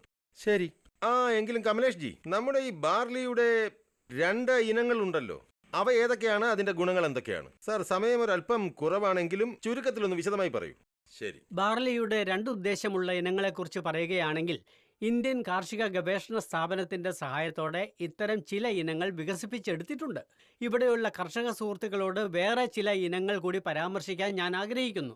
അവയിലൊന്ന് RD 2552 മറ്റൊന്ന് RD 2035 ഈ ഇനങ്ങൾ കൃഷിയിടങ്ങളിൽ നടാവുന്നതാണ്. പർവ്വത പ്രദേശങ്ങൾ എടുക്കുകയാണെങ്കിൽ BHS 380 എന്ന് വിളിക്കപ്പെടുന്ന ഒരു ഇനമുണ്ട്. ഇത് 2 ആവശ്യങ്ങൾക്കും ഉപയോഗിക്കാം. ഈ 2 ആവശ്യങ്ങൾ നിറവേറ്റുന്നതിനായി വിതച്ചതിന് 50 മുതൽ 55 ദിവസങ്ങൾക്ക് ശേഷം ഒരു ട്രിമ്മിംഗ് നടത്തുന്നു. അവിടെ തറനിരപ്പിൽ നിന്ന് കുറഞ്ഞത് 5 സെന്റിമീറ്റർ ഉയരത്തിൽ ഒരു ട്രിമ്മിംഗ് നടത്തുന്നു. ഇത് പച്ചപ്പുല്ലിൻ്റെ രൂപത്തിൽ ഉപയോഗിക്കാം. ഇത് മൃഗങ്ങൾക്ക് വളരെ ഗുണകരവും പോഷകപ്രദവുമാണ്. ഇത് കന്നുകാലികളിൽ പാലുൽപാദനം വർദ്ധിപ്പിക്കുകയും മൃഗങ്ങളുടെ ആരോഗ്യം മെച്ചപ്പെടുത്തുകയും ചെയ്യുന്നു. ട്രിപ്പിങ്ങിന് ശേഷം വിള വീണ്ടും വളരുന്നു. നിങ്ങൾ ഇത് ഒരു സാധാരണ വിളയെപ്പോലെ പരിപാലിക്കുകയാണെങ്കിൽ ധാന്യങ്ങൾ ഉൽപ്പാദിപ്പിക്കാനും ഇത് ഉപയോഗിക്കാം. ഈ ഇനങ്ങൾ ഉപയോഗിക്കുന്നതിലൂടെ ഒരു കർഷകന് ഏകദേശം 20 മുതൽ 25 ക്വിൻ്റൽ വരെ ധാന്യങ്ങളും 200 മുതൽ 250 ക്വിൻ്റൽ വരെ പച്ചപ്പുല്ലും ലഭിക്കും. പ്രേക്ഷകരിൽ നിന്ന് നമ്മോടൊപ്പം ചേരുന്നു സഞ്ജീവ് കുമാർ ദിഘായിൽ നിന്നാണ്. സഞ്ജീവ് ജി, സ്വാഗതം കൃഷി ചോപ്പാലിലേക്ക്. പ്ലീസ് ചോദ്യം ചോദിച്ചാട്ടെ. കരിമ്പാണ് ഞങ്ങളുടെ പ്രധാന വിള. പക്ഷേ മൃഗങ്ങളുടെ കാലിത്തീറ്റയ്ക്ക് ഞങ്ങൾക്ക് ധാരാളം ബാർലിയും ഗോതമ്പും ആവശ്യമാണ്. ബാർലി കൃഷിയിൽ വെള്ളവും വളവും ഫലപ്രദമായി ഉപയോഗിച്ച് ഏറ്റവും മികച്ച ബാർലി ഇനം എങ്ങനെ ലഭിക്കുമെന്നാണ് എനിക്ക് ഡോക്ടർ സാറിനോട് ചോദിക്കാനുള്ളത്. സഞ്ജീവ് കുമാർ ചോദിച്ചതുപോലെ വിള ഉൽപാദനത്തിൽ ജലസേചനവും വളപ്രയോഗവും വളരെ പ്രധാനപ്പെട്ട 2 വശങ്ങളാണ്. സാധാരണയായി ജലസേചനത്തെക്കുറിച്ച് പറയുമ്പോൾ ഒരു വിളയ്ക്ക് 3 മുതൽ 4 വരെ ജലസേചന തവണകൾ ആവശ്യമാണ്. എന്നാൽ ജലക്ഷാമമുള്ള പ്രദേശങ്ങളിൽ ജലക്ഷാമം ഉണ്ടാകാൻ പാടില്ലാത്ത ചില വിളകൾ വളരുന്ന പ്രദേശങ്ങളുണ്ട്. ഇവയെ വിപ്ലവകരമായ മേഖലകൾ എന്ന് വിളിക്കുന്നു. ഇവിടെ ആദ്യത്തെ ജലസേചനം 30 മുതൽ 35 ദിവസത്തിനുള്ളിൽ നടത്തണം. രണ്ടാമത്തെ ജലസേചനം വിതച്ച് 65 മുതൽ 70 ദിവസത്തിനുള്ളിൽ നടത്തണം. അപ്പോഴേക്കും വിള പൂക്കാൻ തുടങ്ങും. മൂന്നാമത്തെ ജലസേചനം വിതച്ച് 90 മുതൽ 95 ദിവസത്തിനുള്ളിൽ ധാന്യങ്ങൾ സമൃദ്ധമായിരിക്കുമ്പോൾ നടത്തണം. മറ്റൊരു പ്രധാന കാര്യം ബാർലി ഉൽപ്പാദിപ്പിക്കേണ്ട സ്ഥലങ്ങളിൽ വെള്ളത്തിൻ്റെ കുറവുണ്ടാകാൻ പാടില്ല എന്നതാണ്. വളങ്ങൾക്ക് നമുക്ക് 80 kilogram nitrogen, 40 kilogram phosphorus, 40 kilogram potassium എന്നിവ ആവശ്യമാണ്. ജലസേചന സൗകര്യമുള്ള പ്രദേശങ്ങളിൽ ബാർലി ഉൽപ്പാദിപ്പിക്കണമെങ്കിൽ കൃഷിയിടം ഒരുക്കുമ്പോൾ പകുതി അളവിൽ നൈട്രജനും മുഴുവൻ അളവിൽ ഫോസ്ഫറസും പൊട്ടാസ്യവും മണ്ണിൽ ചേർക്കണം. ശേഷിക്കുന്ന നൈട്രജൻ 1ഉം 2ഉം തവണ ജലസേചനം നടത്തുമ്പോൾ 1ഓ 2ഓ തവണയായി നൽകണം. സിങ്ക് സൾഫേറ്റിൻ്റെ കുറവുണ്ടെങ്കിൽ ഹെക്ടറിന് 25 കിലോഗ്രാം സിങ്ക് സൾഫേറ്റ് ചേർക്കുന്നത് ഗുണം ചെയ്യും. സർ, കരിമ്പിന്റെ ഇനങ്ങൾ എങ്ങനെ തിരഞ്ഞെടുക്കും? അതിന്റെ പോഷക തത്വങ്ങൾ, അതിനുള്ള ഏർപ്പാടുകൾ എങ്ങനെയാണ്? കരിമ്പിന് നമുക്ക് 4 തരം കരിമ്പുകൾ എടുക്കണം. 2 പുതിയ ഇനങ്ങളും 2 പഴയ ഇനങ്ങളും. പുതിയ ഇനം COLK 14201 ആണ്. മണ്ണ് വളരെ കട്ടിയുള്ള സ്ഥലമാണെങ്കിൽ വിളയ്ക്ക് കൂടുതൽ അധ്വാനവും ജലസേചനത്തിന് കൂടുതൽ ചെലവും ആവശ്യമായി വരും. കരിമ്പ് വേഗത്തിൽ വളരണമെങ്കിൽ നമ്മൾ ഈ തരം തിരഞ്ഞെടുക്കണം. ഇത്തരം കരിമ്പിന് ഉയരം കുറവാണ്, എന്നാൽ ഈ കരിമ്പിന് കൂടുതൽ ഭാരമുണ്ടായിരിക്കും. മണ്ണ് അത്ര ഉറച്ചതല്ല, മൃദുവാണെങ്കിൽ നമ്മൾ പുതിയ ഇനമായ 15033 നടണം. ഇത് വന്യമൃഗങ്ങൾക്ക് കൂടുതൽ ദോഷകരമാണ്. 2 പഴയ ഇനങ്ങൾ എടുക്കുകയാണെങ്കിൽ നമ്മൾ 9814 എടുക്കണം. വെള്ളത്തിൻ്റെ ക്ഷാമം ഉള്ള സ്ഥലങ്ങളിൽ നമ്മൾ അത് നടണം. പക്ഷേ പരസ്പരം 3 അടിയിൽ കുറഞ്ഞ അകലത്തിൽ നടരുത്, കാരണം കരിമ്പ് നേർത്തതാണ്. മറ്റേ ഇനം 0118 ആണ്. ജലക്ഷാമമുള്ള സ്ഥലങ്ങളിലാണ് അത് നടേണ്ടത്. മണ്ണ് അധികം ഇട്ട് മൂടരുത്. ജൂൺ 15 വരെ കനാൽ തുറന്നിടണം. കർഷകർ വിത്തുകളില്ലെന്ന് പറഞ്ഞാൽ അവർ 238 തരം കൃഷി ചെയ്യേണ്ടി വരും. രാത്രി മുഴുവൻ വെള്ളത്തിൽ മുക്കി വയ്ക്കുകയും TPM ഉപയോഗിച്ച് സംസ്കരിക്കുകയും വേണം. ട്രൈക്കോഡെർമ ഉപയോഗിച്ച് മണ്ണ് സംസ്കരിക്കുകയും വേണം. കർഷകർ സാധാരണയായി മറ്റു വയലിൽ ഉപയോഗിക്കുന്ന വെള്ളം ഇവിടെ ഒഴിക്കുന്നത് ഒഴിവാക്കണം. ഒരു വയലിൽ നിന്ന് മറ്റൊന്നിലേക്ക് വരുന്ന വെള്ളത്തിൽ നിന്ന് ചുവന്ന അഴുകൽ രോഗം വരാനുള്ള സാധ്യത കൂടുതലാണ്. പോഷകങ്ങൾ നൽകുന്നതിനായി 100 kilogram urea 75 kilogram BAP, 40 kilogram MOP, 10 kilogram ferrous sulphate, 10 kilogram sulphur, 5 kilogram zinc sulphate എന്നിവ വയലിൽ പ്രയോഗിക്കണമെന്നാണ് ഞാൻ നിർദ്ദേശിക്കുന്നത്. ഇന്ന് നിങ്ങൾ പേനയും പേപ്പറുമായിട്ടാണ് ഇരിക്കേണ്ടത്. എക്സ്പേർട്സ് പറയുന്ന കാര്യങ്ങൾ നോട്ട് ചെയ്യുക.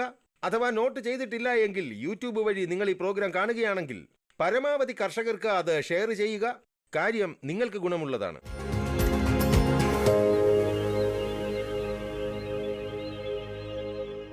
രണ്ട് സെഷനിൽ വളരെ നല്ല ചർച്ചകൾ നടന്നു. മൂന്നാമത്തെ സെഷൻ നമുക്ക് ആരംഭിക്കാം. നിങ്ങളോട് പറയാം, കടലയെക്കുറിച്ചും ചുവന്ന പരിപ്പിനെക്കുറിച്ചും നിങ്ങൾക്ക് വേണ്ടിയാണത്. നിങ്ങൾക്കറിയാമോ, എന്നോടൊപ്പം ഈ പുതിയ സെഷനിൽ പുതിയ അതിഥി എത്തുന്നു. നിങ്ങളെ ഞാൻ പരിചയപ്പെടുത്താൻ നമ്മോടൊപ്പം ചേരുന്നു ഡോക്ടർ രാഘവേന്ദ്ര സിംഗ്. അദ്ദേഹം മീററ്റിലെ മോദിപുരത്തുള്ള Indian institute of farming systems റിസർച്ചിന്റെ കൃഷി വകുപ്പിന്റെ തലവനാണ്. സ്വാഗതം സർ. എന്നോടൊപ്പം ചേരുന്നു ഡോക്ടർ പ്രകാശ് ചന്ദ്ര ഘാൻസൽ, സയന്റിസ്റ്റ് ആണ്, IIFSR മോദിപുരം മീററ്റിൽ നിന്ന്. സർ സ്വാഗതം അങ്ങേക്ക്. എന്നോടൊപ്പം ചേരുന്നു ഡോക്ടർ PC ജാട്ട്, പ്രധാന ശാസ്ത്രജ്ഞനാണ്, TTA IIFSR. സർ സ്വാഗതം അങ്ങേക്ക്. ആരംഭിക്കാൻ നമുക്ക് ആദ്യം ഡോക്ടർ രാഘവേന്ദ്ര അങ്ങയിൽ നിന്ന്. സർ, കടലയുടെ വിള പിന്നെ കൂടുതൽ ഉൽപാദനം, ഈ അത്ഭുതം എങ്ങനെ നടക്കും?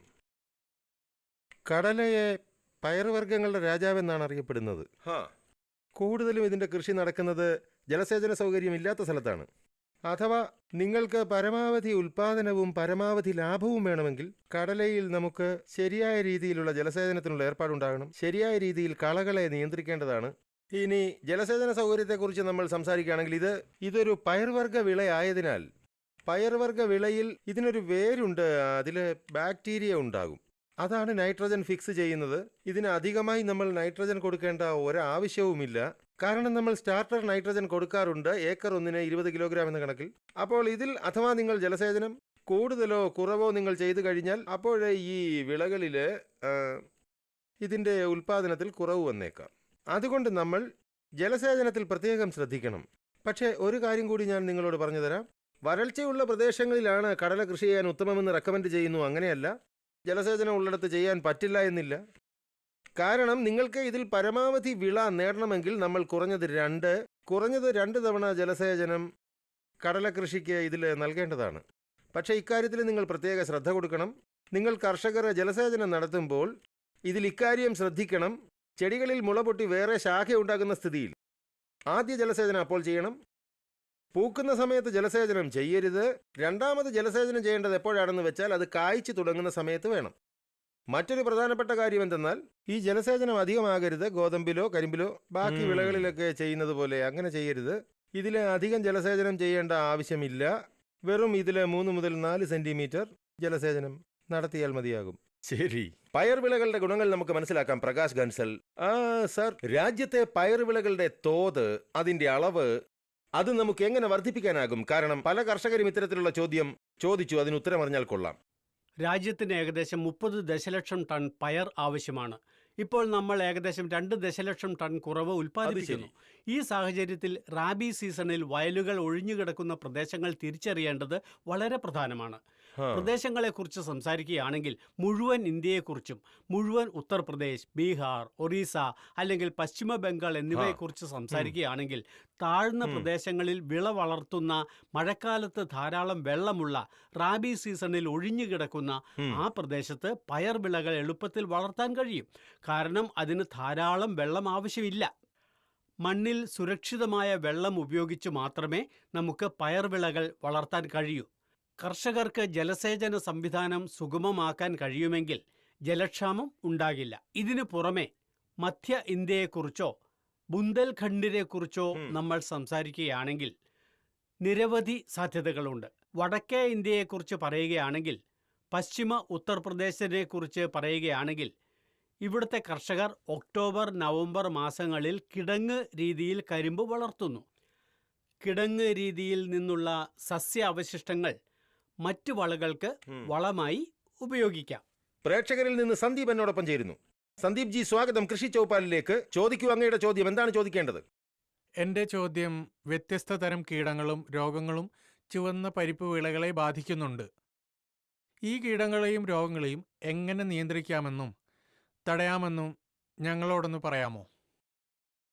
അതെ സന്ദീപ് ജി, ചുവന്ന പരിപ്പ് കൃഷിയെക്കുറിച്ച് നമ്മൾ സംസാരിക്കുകയാണെങ്കിൽ 2 പ്രധാന രോഗങ്ങളുണ്ട്. ഒന്ന് റത്തുവ, അതിനെ റാസ്റ്റ് എന്ന് വിളിക്കുന്നു. മറ്റൊന്ന് ഉക്ത, അതിനെ വാട്ടം എന്ന് വിളിക്കുന്നു. ഹിമാലയത്തോട് ചേർന്നുള്ള പ്രദേശങ്ങളിൽ വടക്കേ ഇന്ത്യയിലാണ് റാസ്റ്റ് കൂടുതലായി കാണപ്പെടുന്നത്. വടക്കേ ഇന്ത്യയെ അപേക്ഷിച്ച് മധ്യ ഇന്ത്യയിൽ വാട്ടം കൂടുതലായി കാണപ്പെടുന്നു. വാട്ടം ഒരു രോഗമാണ്. അത് മണ്ണിലൂടെയാണ് പടരുന്നത്. ഈ രോഗം നിയന്ത്രിക്കാൻ മണ്ണ് ചികിത്സിക്കേണ്ടതുണ്ട്. ഇവിടെ നമുക്ക് 1 ഹെക്ടറിന് ഏകദേശം 5-10 കിലോഗ്രാം ട്രൈക്കോഡെർമ ഉപയോഗിക്കാം. നിങ്ങൾക്ക് ഇത് 3-4 ക്വിൻ്റൽ ചാണകത്തിൽ ചേർത്ത് കൃഷിയിടം ഒരുക്കുമ്പോൾ മണ്ണിൽ പുരട്ടാം. ഈ രോഗത്തിന് ഇത് വളരെ നല്ലൊരു പ്രതിവിധി കൂടിയാണ്. ഇതോടൊപ്പം കർഷകരെ, ഈ രോഗം മണ്ണിലൂടെയാണ് പടരുന്നതെന്ന് ദയവായി അറിയുക. ഈ രോഗത്തിൽ നിന്ന് വിത്തുകളെ സംരക്ഷിക്കേണ്ടതുണ്ട്. അതിനായി കർഷകർക്ക് ട്രൈക്കോഡെർമ ഉപയോഗിക്കാം. കൂടാതെ 1 കിലോഗ്രാം വിത്തിന് 10 ഗ്രാം വീതം വിത്തുകൾ ചേർത്ത് ചികിത്സിക്കാം. അല്ലെങ്കിൽ കർഷകർക്ക് 1 കിലോഗ്രാം വിത്തിന് 3 ഗ്രാം എന്ന തോതിൽ വിറ്റാവെക്സ് ഉപയോഗിക്കാം. ഇനി നമുക്ക് റാസ്റ്റിനെ കുറിച്ച് സംസാരിക്കാം. റാസ്റ്റ് ഒരു പകർച്ചവ്യാധിയാണ്, പക്ഷേ ഇത് വായുവിലൂടെയും പകരുന്നു. പൂക്കൾ വളരുമ്പോഴോ കായ്കൾ വളർത്തുമ്പോഴോ ഈ രോഗം വളരെ സാധാരണമാണെന്ന് നിങ്ങൾക്ക് കാണാൻ കഴിയും. ഇതിന് മഞ്ഞ കലർന്ന പൊടിയുണ്ട്. ഇത് നിയന്ത്രിക്കാൻ നിങ്ങൾക്ക് ലിറ്ററിന് 2.5 മില്ലി എന്ന തോതിൽ മാംഗോസെബ് ഉപയോഗിക്കാം.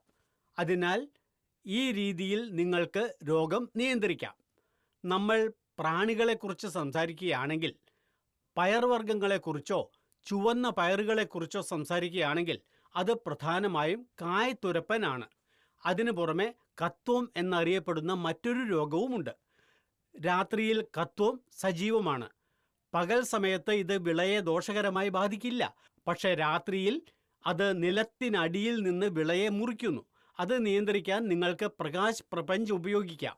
അതോടൊപ്പം നിങ്ങൾക്ക് ലിറ്ററിന് 2 മില്ലി ക്ലോർപൈറിഫോസ് ചേർത്ത് തളിക്കാം. അതിനു പുറമെ ബ്യൂവേറിയ എന്ന മറ്റൊരു കീടനാശിനിയുമുണ്ട്. 1 ലിറ്റർ വെള്ളത്തിൽ 2.5 മില്ലി കലർത്തി മണ്ണിൽ പുരട്ടാം. ഇങ്ങനെയാണ് നിങ്ങൾക്ക് ഇതിനെ നിയന്ത്രിക്കാൻ കഴിയുക. പോപ്പ് ബോററിനെ കുറിച്ച് പറയുകയാണെങ്കിൽ, ഇതിനെ നിയന്ത്രിക്കാൻ നിങ്ങൾക്ക് 1 ലിറ്റർ വെള്ളത്തിൽ 2.5 മില്ലി കലർത്തി ക്ലോർപൈറിഫോസ് ചേർക്കാം. ഇതിനു പുറമെ ഇമിഡ ക്ലോപ്രിച്ച് എന്ന മറ്റൊരു കീടനാശിനി കൂടിയുണ്ട്. നിങ്ങൾക്ക് 10 ലിറ്റർ വെള്ളത്തിൽ 3 മുതൽ 4 മില്ലി വരെ കലർത്തി തളിക്കാം. ഈ രീതിയിൽ നമുക്ക് ഈ രോഗങ്ങളിൽ നിന്ന് വിളയെ രക്ഷിക്കാൻ കഴിയും. ശരി, ഇനി നമുക്ക് സംസാരിക്കാം കടുകിനെ കുറിച്ച്. ഡോക്ടർ പി സി ജാട്ട്, സത്യത്തിൽ കടുകിനെ കുറിച്ച് നമ്മൾ സംസാരിക്കുമ്പോൾ ആദ്യം മനസ്സിൽ വരുന്നത് നല്ല വിളവുണ്ടാകണമെന്നാണ്. വളരെ നല്ല വിളവുണ്ടാകണമെന്ന്. ഏതൊക്കെ കാര്യങ്ങളാണ് സർ ശ്രദ്ധിക്കേണ്ടത് നല്ല വിളവിനായി? കടുകില് 4-5 കാര്യങ്ങളുണ്ട്. അതായത് നല്ല ഇനം നോക്കി നിങ്ങൾ തിരഞ്ഞെടുക്കണം. കർഷകരെ ഇത് നടുമ്പോൾ നല്ല ഇനം നോക്കി തിരഞ്ഞെടുക്കുക.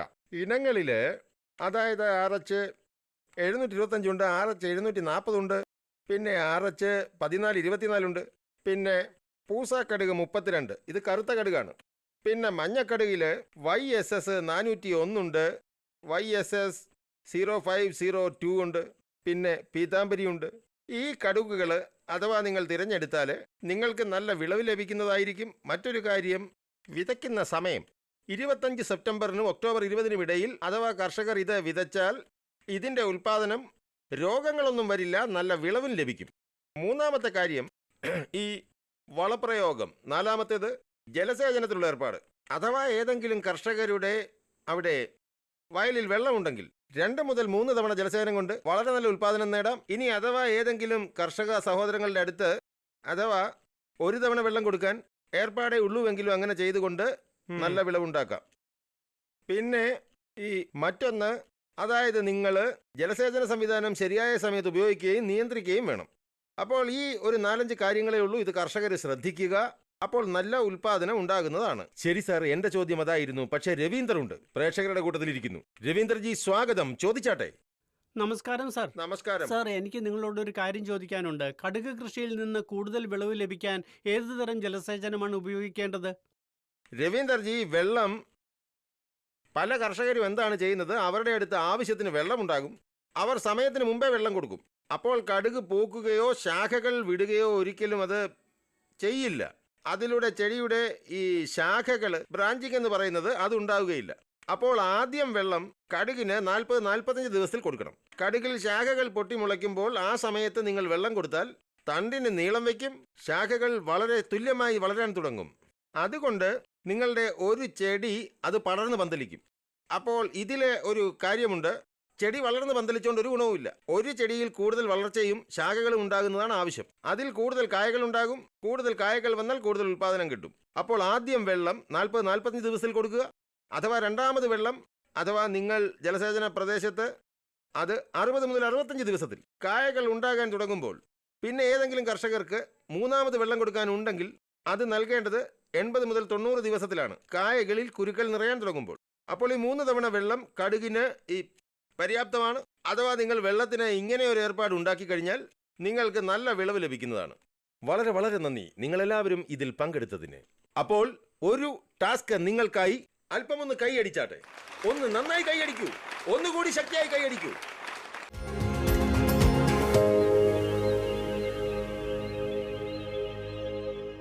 ചില കാര്യങ്ങൾ നമ്മൾ പറഞ്ഞു കഴിഞ്ഞു. നിങ്ങൾ കണ്ടു, അറിഞ്ഞു, മനസ്സിലാക്കി. എങ്കിലും വളരെയധികം കാര്യങ്ങൾ ബാക്കിയാണ്. ഈ സെഷനിൽ ആ കാര്യങ്ങളെല്ലാം പറയാൻ ഞങ്ങൾ ശ്രമിക്കുന്നതാണ്. ഈ ശ്രമത്തിൽ എന്നോടൊപ്പം ആരെല്ലാം ചേരുന്നു? ഞാൻ അവരെ പരിചയപ്പെടുത്താം. എന്നോടൊപ്പം ചേരുന്നു ഡോക്ടർ പൂനം കശ്യപ്, പ്രധാന ശാസ്ത്രജ്ഞൻ, IISSRൽ നിന്ന്. ഡോക്ടർ പൂനം, സ്വാഗതം താങ്കൾക്ക്. എന്നോടൊപ്പം ചർച്ചയിൽ പങ്കുചേരുന്നു ഡോക്ടർ ചന്ദ്രഭാനു, പ്രധാന ശാസ്ത്രജ്ഞനാണ്, IISSRൽ നിന്ന്. ഡോക്ടർ ചന്ദ്രഭാനു, സ്വാഗതം അങ്ങേക്ക്. എന്നോടൊപ്പം ചർച്ചയുടെ ഭാഗമാകുന്നു doctor Muhammad Shami, senior scientist ആണ്, IISSRൽ നിന്ന്. സാർ, അങ്ങേക്കും സ്വാഗതം. അപ്പോൾ ചർച്ച ആരംഭിക്കാം. ഉരുളക്കിഴങ്ങിനെ കുറിച്ച് മനസ്സിലാക്കാം. എങ്ങനെ ഉരുളക്കിഴങ്ങ് കൂടുതൽ നിങ്ങൾക്ക് ഉൽപാദനത്തിനായി, നിങ്ങൾക്ക് കൂടുതൽ മികച്ച കൃഷിക്കായി നിങ്ങൾക്ക് മനസ്സിലാക്കാം. ഡോക്ടർ പൂനം നമുക്ക് മനസ്സിലാക്കി തരും. ഡോക്ടർ പൂനം, ഉരുളക്കിഴങ്ങ് കൃഷിയിൽ ജലസേചന സംവിധാനം ഒരു വലിയ കളിയാണ്, ഒരു വലിയ മെക്കാനിസം. ഈ സംവിധാനത്തെക്കുറിച്ച് ഒന്ന് പറഞ്ഞു തന്നാട്ടെ. ഉരുളക്കിഴങ്ങ് കൃഷിയിൽ എത്രമാത്രം വെള്ളം നൽകണം, അത് ഏത് ഇടവേളകളിൽ നൽകണം എന്നതൊക്കെ താപനിലയെയും മണ്ണിനെയും ആശ്രയിച്ചിരിക്കുന്നു. നമ്മുടെ താപനില കുറവാണെങ്കിൽ 6 മുതൽ 8 ദിവസത്തിനുള്ളിൽ ഉരുളക്കിഴങ്ങിന് വെള്ളം നൽകണം. എന്നാൽ നമ്മുടെ താപനില വർദ്ധിക്കുകയാണെങ്കിൽ 6 മുതൽ 7 ദിവസത്തിനുള്ളിൽ അതേ രീതിയിൽ വീണ്ടും വെള്ളം നൽകണം. ഫറോ രീതിയിൽ ഉരുളക്കിഴങ്ങ് വിതയ്ക്കുമ്പോൾ അതിന്റെ പകുതി ഭാഗം മാത്രമേ മണ്ണിൽ പുതയ്ക്കാവൂ എന്ന് എല്ലായ്പ്പോഴും ഓർമ്മിക്കുക. കുഴി മുഴുവനും നിറഞ്ഞു മൂടാൻ അനുവദിക്കരുത്. ഇങ്ങനെ ചെയ്താൽ നമ്മുടെ ഉരുളക്കിഴങ്ങ് വളരെ വേഗത്തിൽ അഴുകുന്ന അവസ്ഥയിലേക്ക് പോയേക്കാം. അതുകൊണ്ട് തന്നെ ഉരുളക്കിഴങ്ങ് കൃഷികളിൽ ഡ്രിപ്പർ സ്പ്രിംഗ്ലർ ഉപയോഗിക്കാനാണ് ഞങ്ങൾ ശുപാർശ ചെയ്യുന്നത്. ഡ്രിപ്പർ സ്പ്രിംഗ്ലർ ഉപയോഗിച്ച് ഉരുളക്കിഴങ്ങ് കൃഷി ചെയ്യുന്നിടത്തെല്ലാം അവയുടെ ഉൽപാദനക്ഷമതയും ഗുണനിലവാരവും തീർച്ചയായും നമ്മുടെ സാധാരണ സ്പ്രിംഗ്ലറിനേക്കാൾ വളരെ ഉയർന്നതാണെന്ന് കണ്ടെത്തിയിട്ടുണ്ട്. ശരി, എന്റെ ചോദ്യത്തിന് ശേഷം ഊഴം വരുന്നത് ഓഡിയൻസിനാണ്. ആനന്ദ് നമ്മോടൊപ്പം ചേരുന്നു, പ്രേക്ഷകരിൽ നിന്ന്. ആനന്ദ് ജി, ചോദ്യം ചോദിച്ചാട്ടെ. സ്വാഗതം താങ്കൾക്ക് കൃഷി ചൗപ്പാലിലേക്ക്. നമസ്കാരം. എൻ്റെ ചോദ്യം ശ്രീമതി പൂനത്തോടാണ്. പല നിറത്തിലുള്ള ഉരുളക്കിഴങ്ങ് കൃഷി ചെയ്യുന്നതിൻ്റെ പ്രാധാന്യം എന്താണ്? ആരോഗ്യത്തിന്റെ വീക്ഷണകോണിൽ നിന്ന് നോക്കുകയാണെങ്കിൽ ഈ നിറമുള്ള ഉരുളക്കിഴങ്ങിന്റെ ഇനങ്ങൾ നമ്മുടെ ആരോഗ്യത്തിന് വളരെ പ്രധാനമാണ്. ഈ നിറമുള്ള ഉരുളക്കിഴങ്ങുകളിൽ ആൻതോസയനിൻ, കാരോട്ടീൻ എന്നീ പിഗ്മെന്റുകൾ അടങ്ങിയിട്ടുണ്ട്. ഇത് നമ്മുടെ ആരോഗ്യത്തിന് വളരെ നല്ലതാണ്. കാരോട്ടീൻ നമ്മുടെ കണ്ണുകളുടെ തിളക്കം വർദ്ധിപ്പിക്കുന്നു.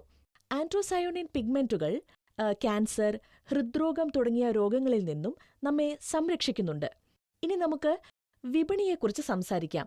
നിറമുള്ള ഉരുളക്കിഴങ്ങിന് വിപണിയിൽ ഉയർന്ന ഡിമാൻഡുണ്ട്. അന്താരാഷ്ട്ര വിപണിയിൽ നിറമുള്ള ഉരുളക്കിഴങ്ങിനും ഉയർന്ന ഡിമാൻഡാണ്. സാധാരണ ഉരുളക്കിഴങ്ങുകളുമായി താരതമ്യപ്പെടുത്തുമ്പോൾ അവയുടെ വിപണി വിഹിതവും വളരെ ഉയർന്നതാണ്. അതുകൊണ്ട് കർഷകർക്ക് താൽപ്പര്യമുണ്ടെങ്കിൽ നിറമുള്ള ഉരുളക്കിഴങ്ങുകൾ കൃഷി ചെയ്യുന്നതിൽ അവർക്ക് നിക്ഷേപിക്കാവുന്നതാണ്. വിവിധതരം വിളകളുടെ ഇടയിൽ വളർത്തുന്ന ഈ നിറമുള്ള ഉരുളക്കിഴങ്ങുകളിൽ നിന്ന് കർഷകർക്ക് കൂടുതൽ പണം സമ്പാദിക്കാൻ കഴിയുമെന്നുകൂടി ഞാനിവിടെ കൂട്ടിച്ചേർക്കാൻ ആഗ്രഹിക്കുന്നു. ഇത്തരം നിറമുള്ള ഉരുളക്കിഴങ്ങ് കൊണ്ട് മറ്റനേകം ഉൽപ്പന്നങ്ങൾ കൂടി ഉണ്ടാക്കാനാവുന്നതാണ്. അതും അവർക്ക് ലാഭകരമാണ്. നോക്കൂ, കയ്യടി ലഭിച്ചു താങ്കൾക്ക്. ഡോക്ടർ ചന്ദ്രഭാനു, ഇപ്പോൾ നമ്മൾ റബിയെക്കുറിച്ച് പറഞ്ഞാൽ, റബി വിളകളെക്കുറിച്ച് പറഞ്ഞാൽ, ഗോതമ്പിനെ കുറിച്ച് പറഞ്ഞാൽ നമ്മുടെ ഏറ്റവും വളരെ പ്രധാനപ്പെട്ട പ്രശ്നം ഇതാണ്: കീടങ്ങൾ ഉണ്ടാവരുതെന്നാണ്. ഏതെങ്കിലും കളകൾ കൊണ്ട് ഗോതമ്പ് വിള മോശമാകരുത്. ഈ മാനേജ്മെന്റ് എങ്ങനെ പഠിക്കണം നമ്മൾ? എൻ്റെ കർഷക സുഹൃത്തുക്കളെ നമസ്കാരം. നിങ്ങൾ വളരെ നല്ല ഒരു ചോദ്യം ചോദിച്ചു. ഈ പ്രദേശത്ത് കൂടുതലായി കാണപ്പെടുന്ന മഞ്ഞ റാബിയാണോ, അതോ തവിട്ട് നിറത്തിലുള്ള റാബിയാണോ, അതോ മധ്യ ഇന്ത്യയിൽ തവിട്ട് റാബിയാണോ? ഇടയ്ക്കിടെ അത് പരിശോധിക്കുന്നത് തുടരുക. നിങ്ങൾ റാബി കണ്ടാലുടൻ 2-3 മരുന്നുകളുണ്ട്. 1 ലിറ്റർ വെള്ളത്തിന് 2.5 ഗ്രാം എന്ന അളവിൽ മാംഗോ ജെബ് ഉണ്ട്. അല്ലെങ്കിൽ 1 ലിറ്റർ വെള്ളത്തിന് 1.25 മില്ലി ലിറ്റർ എന്ന അളവിൽ കവക്നാസി ഉണ്ട്. നിങ്ങൾ ഇത് കലർത്തി 1-2 തവണ പ്രയോഗിച്ചാൽ കർഷകർക്ക് റാബി നന്നായി കൈകാര്യം ചെയ്യാൻ കഴിയും. കീടനിയന്ത്രണത്തിൻ്റെ കാര്യത്തിൽ ഗോതമ്പിൽ പ്രത്യേക കീടങ്ങളൊന്നുമില്ല. അത്തരം പ്രദേശങ്ങളിൽ നമ്മുടെ കർഷകർ വലിയ അളവിൽ യൂറിയ ഉപയോഗിക്കുന്നത് ഒഴിവാക്കി പരിമിതമായ അളവിൽ യൂറിയ ഉപയോഗിക്കണം. അമിതമായി യൂറിയ ഉപയോഗിക്കുന്നത് ഒഴിവാക്കുക. തൽഫലമായി മുഞ്ഞ അല്ലെങ്കിൽ ചെപ്പ സ്വയമേവ കുറയും. റാബി വിള പൂക്കാൻ തുടങ്ങിയാൽ കർഷകർ 2-3 കീടനാശിനികൾ ഉപയോഗിക്കണം. ഒരു ടാങ്കിൽ 5 മില്ലി ലിറ്റർ എന്ന തോതിൽ ഉപയോഗിക്കാവുന്ന ഇമിഡാക്ലോപ്രിഡ് ഉണ്ട്. തയാമെത്തോക്സാം ഉണ്ട്. ഒരു ടാങ്കിൽ 3 ഗ്രാം, അതായത് ഒരു ടാങ്കിൽ 15 ലിറ്റർ എന്ന തോതിൽ പ്രയോഗിക്കാം. ഏതെങ്കിലും വിളയ്ക്ക് കീടനാശിനികൾ ഉപയോഗിക്കുകയാണെങ്കിൽ തളിക്കുമ്പോൾ നിങ്ങൾ ചോളവളം ഉപയോഗിക്കണം. കൂടാതെ നിങ്ങൾ 800-1000 ലിറ്റർ വളം ഉപയോഗിക്കണം. സാധാരണയായി നമ്മുടെ കർഷകർ പരിമിതമായ അളവിൽ തളിക്കുന്നതിനാൽ ആവശ്യമുള്ള നിയന്ത്രണം ലഭിക്കുന്നില്ല. അതിനാൽ ശരിയായ അളവിൽ വളം ഉപയോഗിക്കുന്നുണ്ടെന്ന് ഉറപ്പാക്കുക. ശരി സർ. പ്രേക്ഷകരിൽ നിന്ന് നമ്മോടൊപ്പം ചേരുന്നു സോഹൻ പാൽജി. സോഹൻ പാൽജി, സ്വാഗതം അങ്ങേക്ക് കൃഷി ചൗപ്പാലിലേക്ക്. ചോദിച്ചാട്ടെ പ്ലീസ്. എനിക്കൊരു ചോദ്യമുണ്ട്. കടുകിലെ രോഗത്തെക്കുറിച്ച് ഞാനൊരു ചോദ്യം ചോദിക്കാൻ ആഗ്രഹിക്കുന്നു. വടക്കേ ഇന്ത്യയിൽ 2 പ്രധാന രോഗങ്ങളുണ്ട്. ഒന്ന് വെളുത്ത കുമിൾ, മറ്റൊന്ന് ആൾട്ടർനേറിയ ബ്ലൈറ്റ്. ആൾട്ടർനേറിയ ബ്ലൈറ്റ് കുറവാണ്. വെളുത്ത കുമിൾ കൂടുതൽ ദോഷകരമാണ്. കടുകിൻ്റെ കാര്യത്തിൽ ചെപ്പ അല്ലെങ്കിൽ മഹുവിൻ്റെ സാധ്യത കൂടുതലാണ്. ഇത് മുഞ്ഞ എന്നും അറിയപ്പെടുന്നു. വെളുത്ത കുമിളിന് നിങ്ങൾക്ക് മെറ്റലാക്സൈലിൻ്റെയും മാംഗോസെബിൻ്റെയും സംയോജനം ഉപയോഗിക്കാം. ഇത് 1 ലിറ്റർ വെള്ളത്തിൽ 3 ഗ്രാം എന്ന തോതിൽ പ്രയോഗിക്കണം. നിങ്ങൾ 1 തവണയോ ആവശ്യമെങ്കിൽ 2 തവണയോ തളിച്ചാൽ അതിൻ്റെ ഫലമായി നിങ്ങൾക്ക് രോഗം പൂർണ്ണമായും നിയന്ത്രിക്കാൻ കഴിയും. കടുക് വിളകളുടെ കാര്യത്തിൽ ചെപ്പയ്ക്ക് ഇമിഡാക്ലോപ്രിഡിൻ്റെ സംയോജനമുണ്ട്. ഇത് 17.8%. കൂടാതെ 15 ലിറ്റർ ടാങ്കുകളിൽ 5 മില്ലി പ്രയോഗിക്കാം. 15 ലിറ്റർ ടാങ്കുകളിൽ 3-4 ഗ്രാം എന്ന തോതിൽ ഉപയോഗിക്കേണ്ട തയാമെത്തോക്സാം കൂടിയുണ്ട്. നിങ്ങൾ 1-2 തവണ തളിച്ചാൽ നിങ്ങൾക്ക് മുഞ്ഞയെ പൂർണ്ണമായും ഒഴിവാക്കാം. അതിനാൽ കർഷകരെ, നിങ്ങൾ വർഷങ്ങളോളം കടുക് വളർത്തുന്നുണ്ടെങ്കിൽ നിങ്ങൾ വളരെ ശ്രദ്ധിക്കണം. അണുബാധയ്ക്കുള്ള സാധ്യതയുണ്ട്. നൽകിയിരിക്കുന്ന ഉപദേശമനുസരിച്ച് നിങ്ങൾക്ക് ഇത് നിങ്ങളുടെ വിളകളിൽ പ്രയോഗിക്കാവുന്നതാണ്. ശരി. ഡോക്ടർ ഷമീം, കാലാവസ്ഥയെക്കുറിച്ച് എന്തുപദേശമാണ് നമ്മുടെ കർഷക സഹോദരങ്ങൾക്ക് അങ്ങ് നൽകാൻ ആഗ്രഹിക്കുക? കാരണം കാലാവസ്ഥ മനസ്സിലാക്കുക അല്പം പ്രയാസമാണ്. പക്ഷേ ഈ പ്രയാസപ്പെട്ട ജോലി അങ്ങ് ചെയ്യും.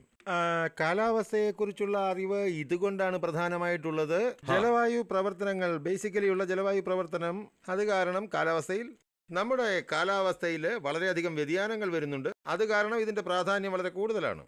ഇതിൽ നമ്മൾ റബി ക്രോപ്പുകളെ കുറിച്ച് സംസാരിക്കുകയാണെങ്കിൽ ഇതിനെ ടെർമിനൽ ഹീറ്റ് സ്ട്രെസ് എന്ന് വിളിക്കുന്നു. നമ്മുടെ ഗോതമ്പിന്റെ കാര്യത്തിൽ ഈ ടെർമിനൽ ഹീറ്റ് സ്ട്രെസ് കാലാവസ്ഥയിൽ പകലത്തെ ടെമ്പറേച്ചർ അഥവാ 32 ഡിഗ്രി സെൽഷ്യസും രാത്രിയിലത്തെ ടെമ്പറേച്ചർ 25-26 കൂടുതലാകുകയാണെങ്കിൽ ഈ സ്ഥിതിയെ നമ്മൾ ടെർമിനൽ ഹീറ്റ് സ്ട്രെസ് എന്ന് പറയുന്നു. ടെർമിനൽ ഹീറ്റ് സ്ട്രെസിന്റെ ഇഫക്റ്റ് എന്ന് പറയുന്നത് വിളകളിൽ ഇതിന്റെ ദൈർഘ്യം, ഇതിന്റെ തീവ്രത, വിളയുടെ അവസ്ഥ എന്നിവയെ ആശ്രയിച്ചിരിക്കുന്നു.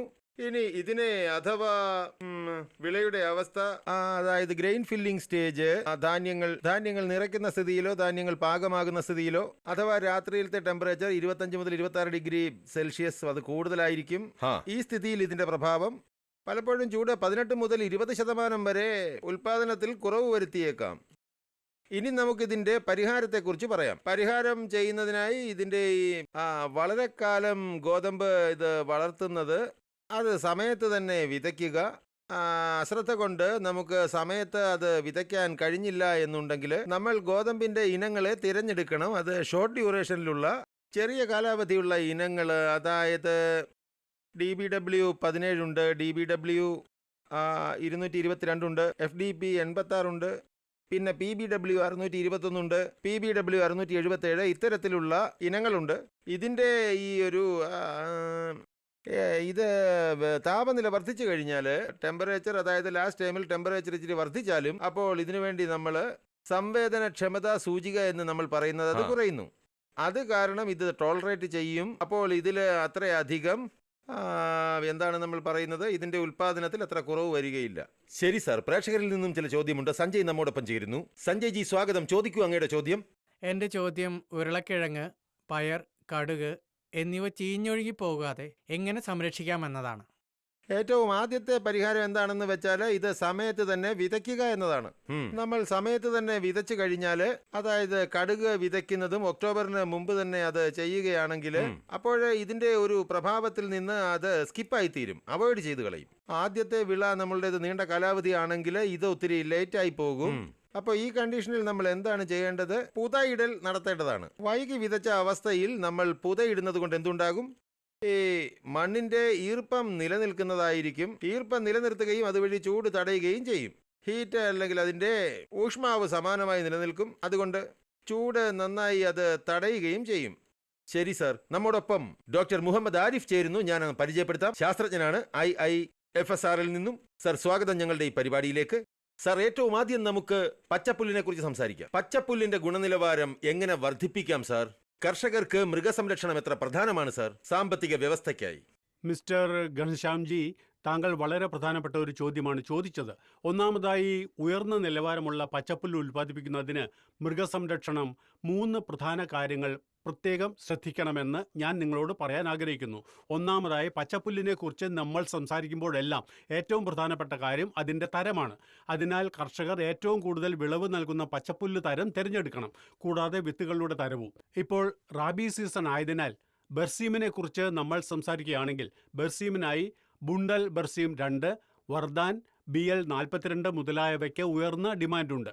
അവ ലഭിക്കുന്നതിന് കർഷകർക്ക് ഏതെങ്കിലും അംഗീകൃത സ്ഥാപനത്തെയോ കാർഷിക സർവകലാശാലയെയോ കാർഷിക ശാസ്ത്ര കേന്ദ്രത്തെയോ ബന്ധപ്പെടാം. രണ്ടാമത്തെ പ്രധാന കാര്യം, ശരിയായ വിളചക്രം സ്വീകരിക്കുന്നതിലൂടെ കർഷകർക്ക് ഏറ്റവും കൂടുതൽ പച്ചപ്പുല്ല് ഉൽപ്പാദിപ്പിക്കാൻ കഴിയുമെന്നതാണ്. വിളചക്രത്തെക്കുറിച്ച് നമ്മൾ സംസാരിക്കുമ്പോൾ കർഷകരോട് എനിക്ക് പറയാൻ കഴിയുന്ന ഏറ്റവും പ്രധാനപ്പെട്ട കാര്യം, അവരുടെ കൃഷിയിടത്തിൽ 5 മുതൽ 10% വാർഷിക വിളകൾ, നേപ്പിയർ പുല്ല്, ഗില്ലിപ്പുല്ല് മുതലായവ വളർത്തണം എന്നതാണ്.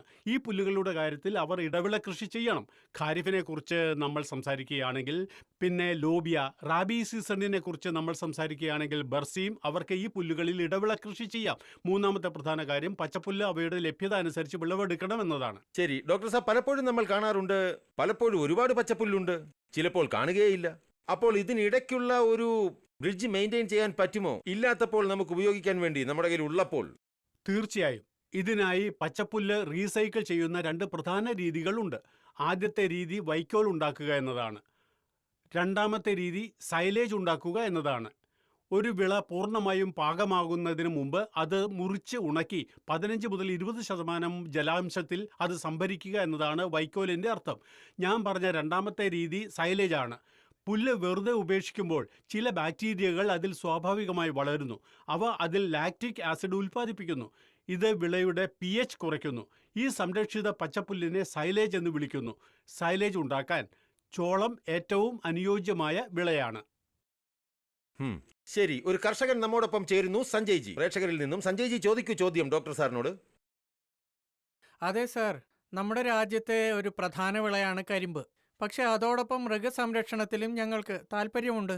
എന്നിരുന്നാലും മൃഗസംരക്ഷണത്തിലെ ഏറ്റവും വലിയ പ്രശ്നം വർഷം മുഴുവനും ആവശ്യത്തിന് പച്ചപ്പുല്ല് ലഭിക്കുന്നില്ല എന്നതാണ്. അപ്പോൾ വർഷം മുഴുവനും പച്ചപ്പുല്ല് ലഭിക്കാൻ നമുക്ക് വളർത്താൻ കഴിയുന്ന വിള ഏതാണ്? കർഷകർക്ക് വർഷം മുഴുവനും പച്ചപ്പുല്ല് ലഭിക്കണമെങ്കിൽ കർഷകർ വിജയകരമായ ഒരു ശാസ്ത്രീയ വിള ചക്രം സ്വീകരിക്കേണ്ടത് അത്യാവശ്യമാണ്. അതിനനുസരിച്ച് വ്യത്യസ്ത വിളകളുടെ തിരഞ്ഞെടുപ്പ്.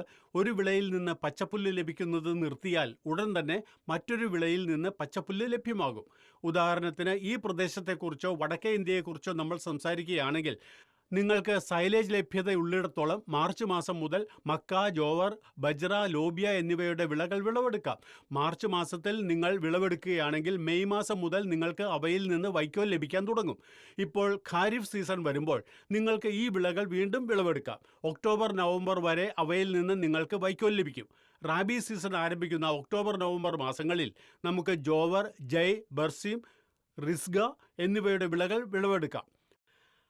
ഡിസംബർ മുതൽ ഏപ്രിൽ വരെ ഈ വിളകൾ നമുക്ക് പച്ചപ്പുല്ല് നൽകിക്കൊണ്ടേയിരിക്കും. പ്രദീപ് കുമാർ നമ്മോടൊപ്പം ചേരുന്നു. പ്രദീപ് ജി ഇവിടെ ഉണ്ടോ? ചോദ്യം ചോദിക്കൂ പെട്ടെന്ന് സാർ. കരിമ്പ് കൃഷിയിലെ ഏറ്റവും വലിയ പ്രശ്നം പൊക്ക ബോയിങ് ആണ്. ചുവന്ന രക്താണു രോഗം ഇപ്പോൾ അതിന്റെ ഉച്ചസ്ഥായിലാണ്. ദയവായി ഇതിനെ എങ്ങനെ നിയന്ത്രിക്കാമെന്ന് ഞങ്ങൾക്ക് പറഞ്ഞു തരാമോ? ആദ്യം മനസ്സിൽ വയ്ക്കേണ്ട കാര്യം, കർഷകർ വിളകൾക്ക് സമയബന്ധിതമായി പോഷകങ്ങൾ പ്രയോഗിക്കേണ്ടതുണ്ട് എന്നതാണ്. ഇത് കീടങ്ങളുടെയും പ്രാണികളുടെയും എണ്ണം കുറയ്ക്കുക മാത്രമല്ല, രോഗങ്ങളുടെ എണ്ണവും കുറയ്ക്കും. സമീകൃത പോഷകാഹാര പ്രയോഗം സ്വീകരിക്കേണ്ടതുണ്ട്. യൂറിയയുടെ ഉപയോഗവും നാം ശ്രദ്ധിക്കേണ്ടതുണ്ട്. ഇത് ഹെക്ടറിന് 250-300 കിലോഗ്രാം വരെ ശുപാർശ ചെയ്യുന്നു. എന്നിരുന്നാലും ചിലപ്പോൾ കർഷകർ ആവശ്യമായതിൻ്റെ ഇരട്ടി അളവിൽ പ്രയോഗിക്കുന്നു. എന്നാൽ ഇത് മതിയായ അളവിൽ മാത്രമേ ഉപയോഗിക്കാവൂ. രണ്ടാമതായി, ശരിയായ ഇനം തിരഞ്ഞെടുക്കുക.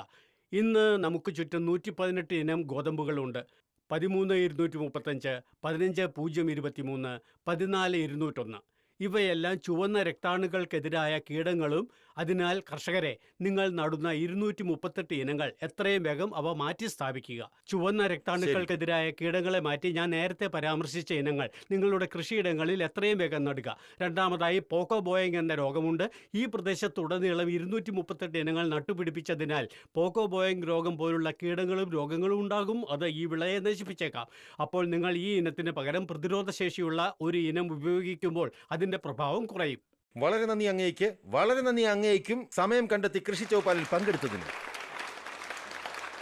അപ്പോൾ കൃഷി ചൗപ്പാലിന്റെ ഈ യാത്ര ഡൽഹിയിൽ നിന്ന് ആരംഭിച്ചു, പിന്നെ ഹരിയാനയിലെത്തി, ഇന്ന് ഉത്തർപ്രദേശ്, പ്രത്യേകിച്ച് പശ്ചിമ ഉത്തർപ്രദേശിലാണ് നമ്മളുള്ളത്. വാഗ്ദാനം ചെയ്തിരുന്നു ആദ്യ ദിവസം നിങ്ങളെ രാജ്യത്തിന്റെ ഒരു കോണിൽ നിന്ന് മറ്റൊരു കോൺ വരെ കൊണ്ടുപോകുന്നതാണ്. നിങ്ങൾ ഇതേ ആവേശത്തോടെ ഞങ്ങളെ തുടർന്നും പിന്തുണയ്ക്കുക. ഞാൻ എപ്പോഴും പറയും, ഇത് DD കിസാനാണ്. അത് നിങ്ങളോടൊപ്പമുണ്ട്. നിങ്ങളുടെ കാര്യം പറയുന്നു. DD കിസാന്റെയും കൃഷി മന്ത്രാലയത്തിന്റെയും സംയോജിത അവതരണം ഇന്ന് മീററ്റിൽ നിന്നാണ് നിങ്ങൾ കണ്ടത്. ഇവിടെ നിന്ന് നമ്മളിവിടെ ആരംഭം കുറിക്കുകയാണ്. ഒരു പുതിയ ആരംഭം നിങ്ങളെ മറ്റെവിടെയെങ്കിലും വെച്ച് കാണുവാൻ നിങ്ങൾ എന്നോടൊപ്പം തുടരും. അറിയാം, നിങ്ങളുടെ കമന്റുകളുടെ, നിങ്ങളുടെ റിയാക്ഷന്റെ പ്രതീക്ഷയിലാണ്. അപ്പോൾ ഈ പ്രോഗ്രാം പരമാവധി നിങ്ങൾ ഷെയർ ചെയ്യുക.